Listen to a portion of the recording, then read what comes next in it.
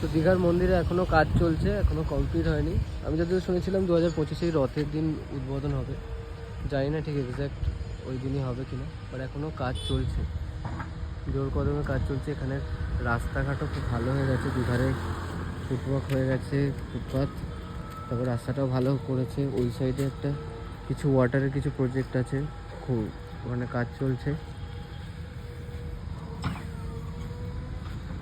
তো এরপরে যখন আসবো হয়তো মন্দির হয়ে যাবে, খুলে যাবে, তখন জোর কদমে কাজ চলছে।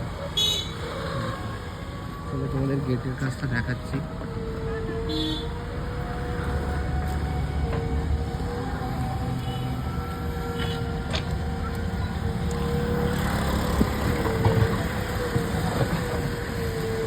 পুরীর মন্দিরে দীঘাতেই তোমরা পেয়ে যাবে, আর পুরী যেতে হবে না, দীঘাতেই পেয়ে যাবে। যারা পুরীতে, পুরীর আলাদা বাট এখানেও তোমরা মন্দির দর্শন করতে পারবে। একটা নতুন স্থান হতে চলেছে এই যে পুরো প্রজেক্ট, এইরকম হওয়ার কথা আছে। বাট খুব সুন্দর, অনেক বড় জায়গা নিয়ে হচ্ছে জিনিসটা, অসাধারণ। ওদিকে বোধহয় কিছু কোয়ার্টার্স করছে থাকার জন্য হয়তো।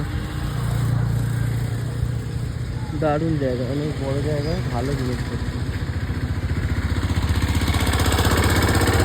এরপরে যখন আমরা মন্দিরে আসবো তখন আপলোড করবো।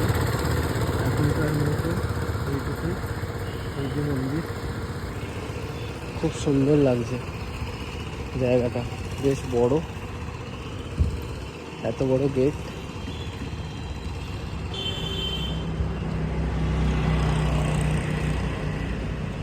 ওই যে 3টে রথ, ওখানে রথগুলোও রাখা হয়েছে।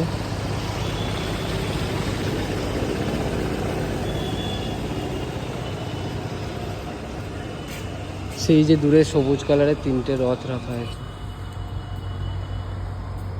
রথে করে রথযাত্রার সময় হয়তো হবে, নিয়ে যাবে। খুব সুন্দর করেছে।